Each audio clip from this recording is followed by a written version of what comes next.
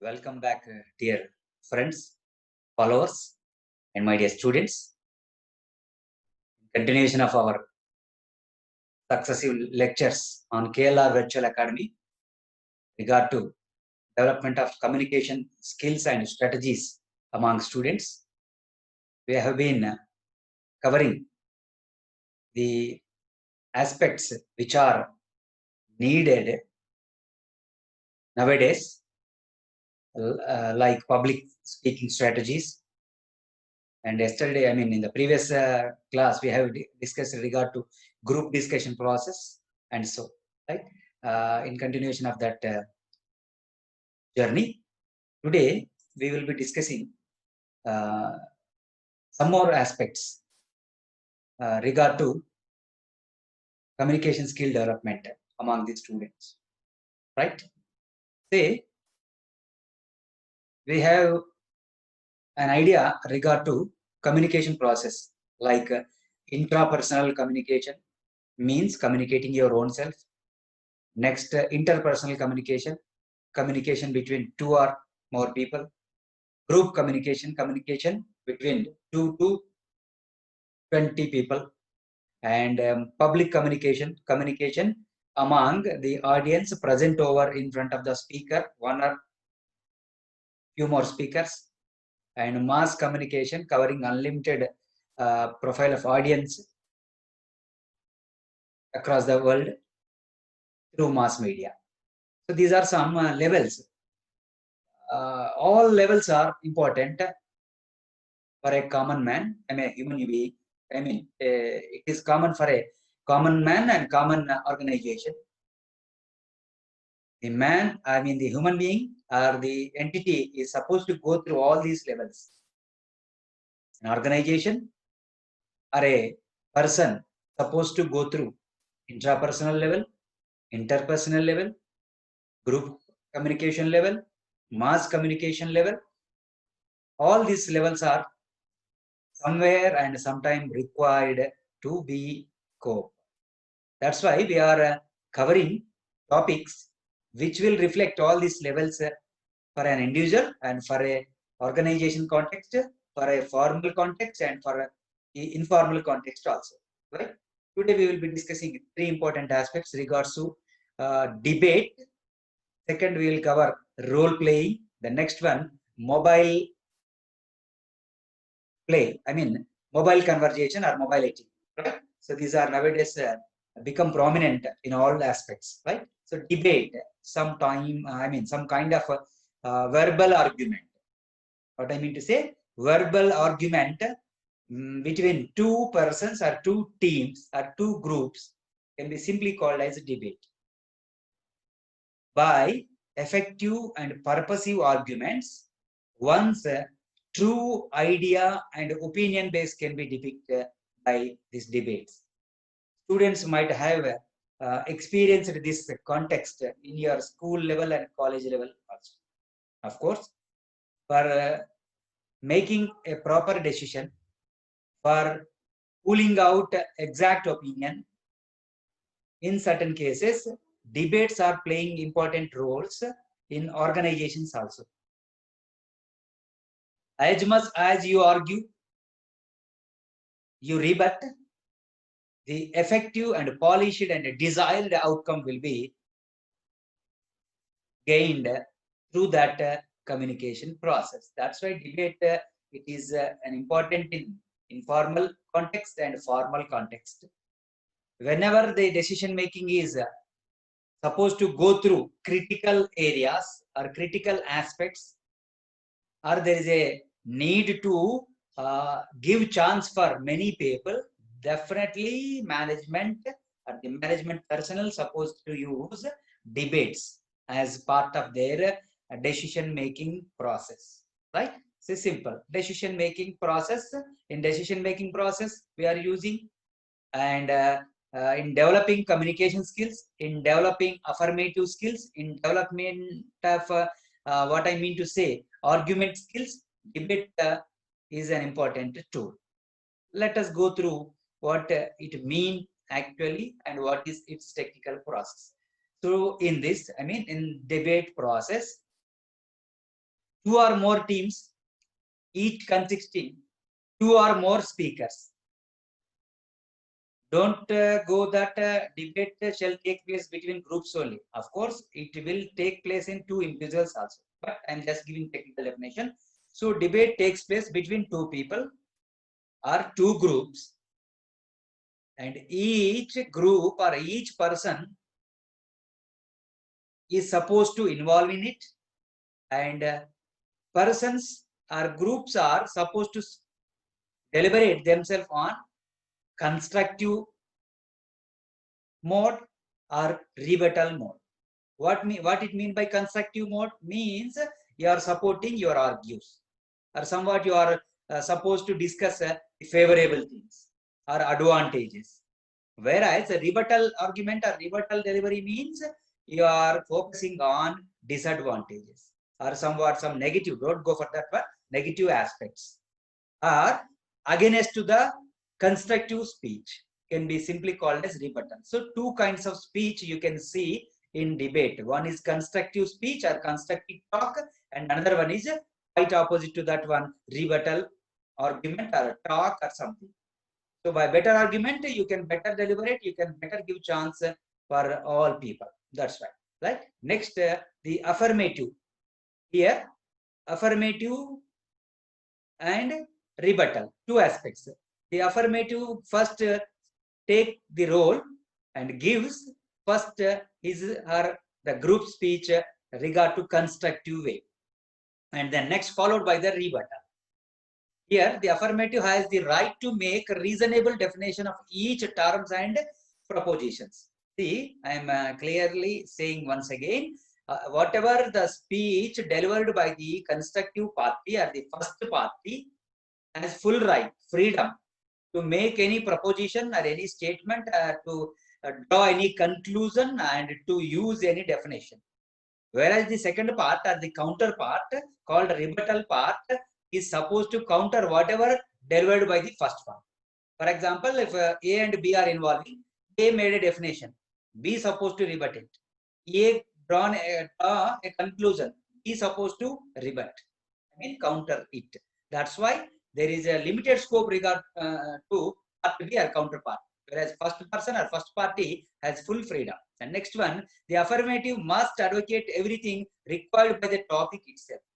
Here, this is a, communication process or communication skill-based tool where you can see in a formal context or informal context. We are discussing regard to formal context. If it is a formal context, the affirmative or the first person or the constructive part people supposed to give clear idea. He need to cover whatever it is. For example, he could have covered 5 aspects. The 5 aspects to be rebut by the, the second part called as counterpart. And the second part is not supposed to make any new conclusion or new new opinion or new aspects which were not spoken or delivered by the first part. That's why the freedom and the grip and the commitment of the first part, and the argument will be taken in a fruitful way. The next one, no revision of position of a team is permitted during the debate. Right? So why I'm saying you can see debates between two persons or between two groups. For example, team A, team B are debating themselves. Team A consists of 3 people and B consists maybe 3 people. For example, in team A, X, Y, Z are members. X is supposed to speak on his given part, and Y speak on his given part, and Z supposed to speak on the allotted portion. There is no need, or it is not permitted to speak whatever X spoke by Y and Y spoken by Z. So no question of repentance and no question of reciting and no question. It is required only you are supposed to quote one line or one word, but no question of repeating, because this is a time-bound game or aspect where the both parts, assertive and reasoning, are affirmative and deformative, are constructive or rebut, what it may be called. They are supposed to use the time and make effective deliberation. Overall outcome may be take place in the part of decision or in the part of that negotiation. Next one, he or she who asserts must prove, right? I am asserting that, for example, I am taking that mobiles are good to human life. Myself, I am asserting. Where mobiles are harmful to the life by my counterpart. When I am saying that mobiles are good, I must prove with suitable examples, case studies, and some stats and some numerical information and some illustrations of the given topic. So, the assertive part is very crucial in debate. Next, whatever I am saying and whatever I am using illustrations or something, topics or examples and some ideas and some references must be countered by the rebuttal when his part comes out. Next, in the questioning period, yes, after completion of the affirmative speech or talk, the questions will be asked by the people who surrounded there. I means audience or some evaluators. They have choice and chance to question whatever argues made, whatever examples, whatever illustrations used by the, first part called as constructive speech. Next, a questioner may ask any fair and clear question that has a direct bearing on the debate, right? So no sidetrack questions, no generalizations, and no what I mean to say, interpretations outside the talk shall not be entertained. Next one, each speaker is questioned as soon as he concludes his constructive speech. For example, in a team consisting X, Y, Z, T, after completion of X, Y, Z, some debates may allow individually also. When the part of X completes, he will be supposed to ask questions by the questioners. Generally, questioners are here evaluators. Next one, no new constructive arguments may be introduced in the rebuttal period. First part is constructive part. After completion of constructive part, the second part, in the sense rebuttal part, will be take place. So when rebuttal part will be taken place, there is no choice or chance to the first part to interfere, to involve, or to claim to add some new thing which he might have failed to present in his given time. So once a counterpart starts, no question of involving or giving choice to constructive. What it means? Here you are supposed to clear about your ideas, views, and time bound, and point out, list out whatever you want to speak to be completed that given period. No question of further aspects. Okay. Next, the judge must base. Judge means here evaluator. Base his decision entirely on the material presented after completion of constructive part and rebuttal part and question and answers. After completion of the debate process, the evaluator or judge is supposed to give his final opinion based on the material presented by both parties.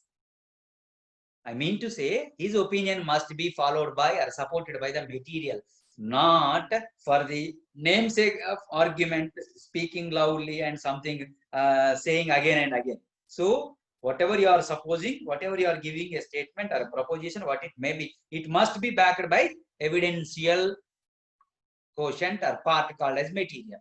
Next, any gains made outside of the established procedures are disallowed. Here, two parties are involving and one judge are evaluating. In that given context or environment, there may be audience also. There is no chance or no room to allow any outside propositions, statements, arguments in this process of debate. Right? So this is the basic background of debate. Debate is a communication skill development program. This is a communication tool allowed to people to make themselves to support their voice and virtues and allow the people to rebut or counter the opposites virtues and voices or ideas. So this is a concrete mechanism laid, established, and provided in a phase-wise manner. First, constructive speech takes place, then rebuttal place. Between these, question and answers may take, and after all, the evaluator will come to conclude a important conclusion. So that is an effective. This is called as a decision-making process in management, particularly involvement of subordinates, involvement of the followers, or involvement of the public in a critical decision area. Okay, so this is regard to, I mean, the backdrop of the next one, debate ethic. What it means? Rules, you can call it as rules, regulations, or practices, or privileges that must be followed by both the constructive part and rebuttal part. I mean, favorable discussion and adverse discussion part. All people supposed to carry out some prevailed rules and existing principles. These are called as debate ethic. First ethic is team members must meet together in preparation for the debate, so they can work together as an effective team. Practice, practice, practice. This is important. Say if the debate is being taken place between two persons, no need to meet together.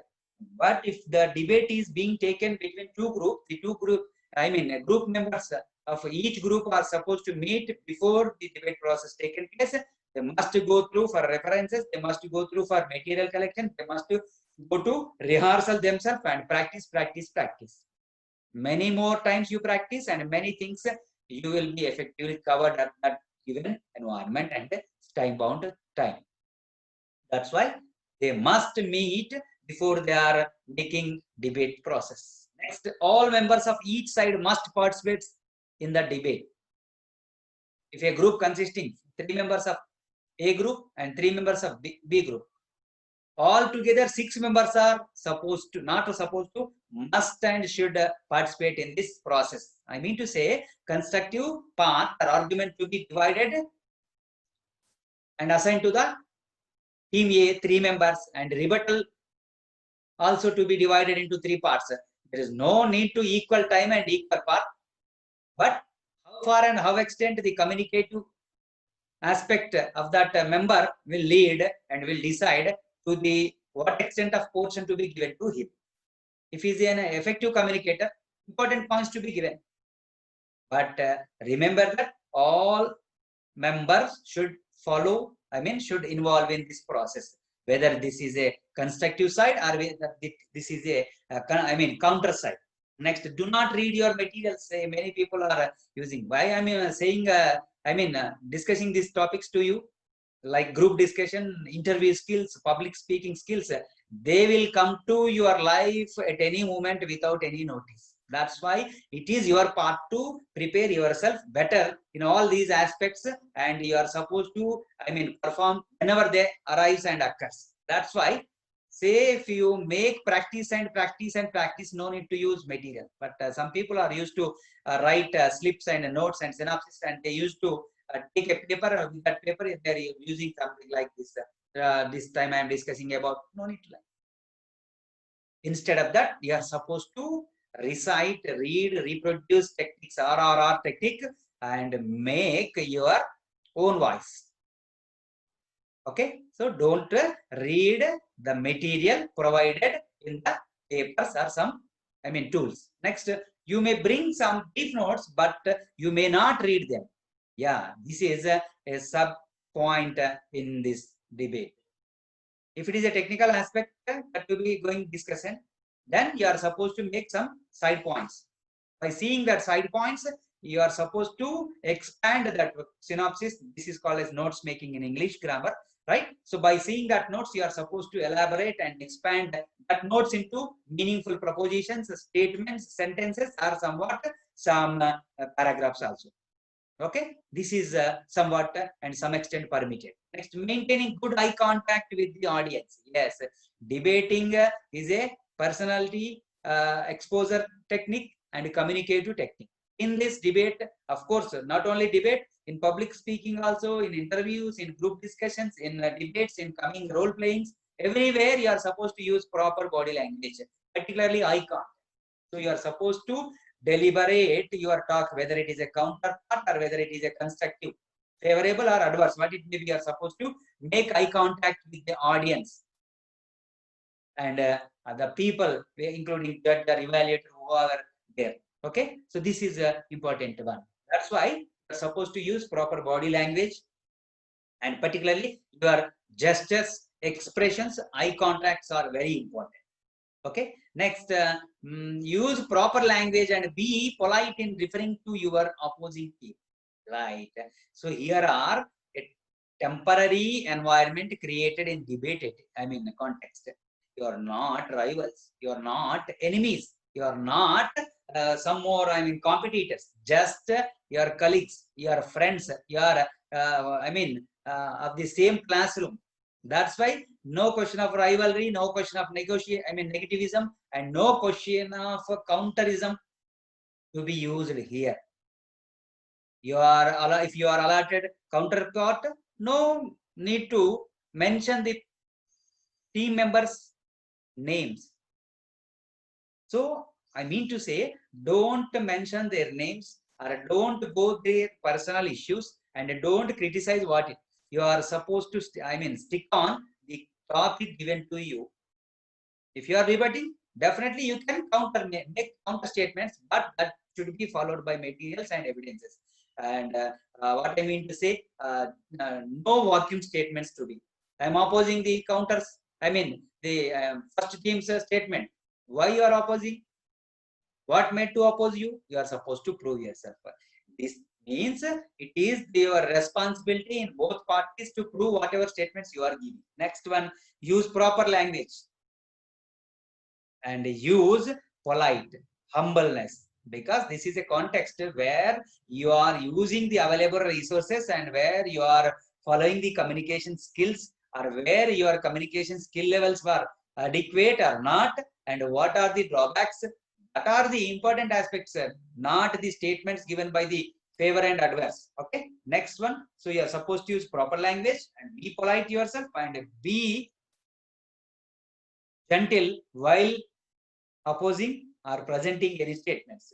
Next one, the pro team should write the topic on board before class begins, listing the names of each pro and con debater in a clear fashion. Right. This is the organizing team part ethic. Right. If there is a debate taking place in such, the topic should be written on the board or on a place where the debate is taking place, whether it is a classroom or a dice or what it may be. So topic should be clearly mentioned, and the names of the team and the names of the members should be clearly mentioned, and roles of the members to be clearly mentioned. I mean, which team is going to support and which team going to rebut. So it should be clearly mentioned. So this is the part to be taken by, I mean, carried out by the organizing part, somewhat called as a pro team. Okay, so these are some important ethic. 7 ethic, I mean 7 parameters you need to keep in mind when you are attending. Like that means first one, I'm just repeating, each team member should meet together before they are entering into actual debate process.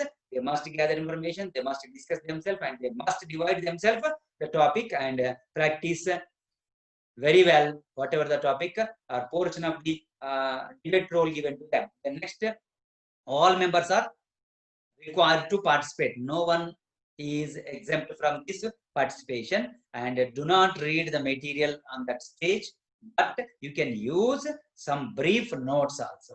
Okay, by usage of the notes, I mean, you can develop the content and context also. Next, maintain good eye contact and body language when you are participating in debate. Next one, use proper language, be polite, be humble, be gentle. Don't get emotional outburst when you are practicing, I mean, when you are presenting rebut or, I mean, constructive, what it may be. Whichever role is given to you, you are supposed to be emotionally controlled and balanced. And the next one, team, organizing team should be clearly identify the topic and team names, team members, and their roles, and should be displayed on the notice board or somewhere. The discussion, I mean, the debate is going to take place. Okay, so this is, there is nothing to worry when all resources are not available. You can make yourself You can argue with your friend, but in a proper way. So for this, you are supposed to make usage of informal debate process to develop interpersonal skills, to develop group communication skills, to shape your attitude, to refine your attitude, and to make usage of body language, and to make usage of vocabulary and verbal context and word power. So all are the beautiful outcomes of a debate process. Okay. Next, there are some topics readily available in your point regard to debate context. Should cell phones be banished in education institution? Very important aspect. Make yourself. Should laptops be allowed in classrooms? Is cloning human beings ethical? Should plastic bags to be banned? Or human beings depended on computers too much? Is co-education is a good idea? Who is more complicated gender, men or women, vegetarianism or non-vegetarianism? All citizens who don't vote should pay a fine. Does India still need caste reservation? Does lockdown process need to face corona? I mean COVID, right? Many topics. Demonetization is required or not? Implementation of GST is need or not? So many topics are available at your counterpart. Then usage of that, I mean, you are supposed to select that part, right? Whenever you are participating in a debate, select a proper topic. That title should, I mean, shall be more, I mean, attractive, and that title or statement shall draw the attention of the audience and the evaluators also. And before to take that one, you are supposed to go through library or material, collect material, gather material, prepare notes, and assign a topic. I mean, construct your team, constitute your team, and assign topics and roles. And before to that, we are supposed to make rehearsal and practice many times, right? So this is one important aspect. This is in practical. You can see that nowadays in corporate selections also, corporate decision making and corporate selections, you are going to face such debates in a very formal way, right? So dear friends, I think you got the basic idea regard to debate. This is a communication development tool, right? So involving two or more people or groups regard to make deliberations favorable and adverse. The outcome of this will be used in decision making process. So just ignore the decision making process. By actively participating in debates, definitely you will develop your intrapersonal skills, interpersonal skills, and group communication skills, as well as your temperament control mechanism will be developed. Your emotional quotient will be balanced, and assertiveness will be developed. Means considering others, okay, and positive thinking will be developed, and patience will be developed. Okay, so these are some aspects that will be realized by following debate topics, right? The next session we will be meeting with the remaining topics regard to communication skills development. Okay, till then, have a nice time. Stay home and stay safe. See you.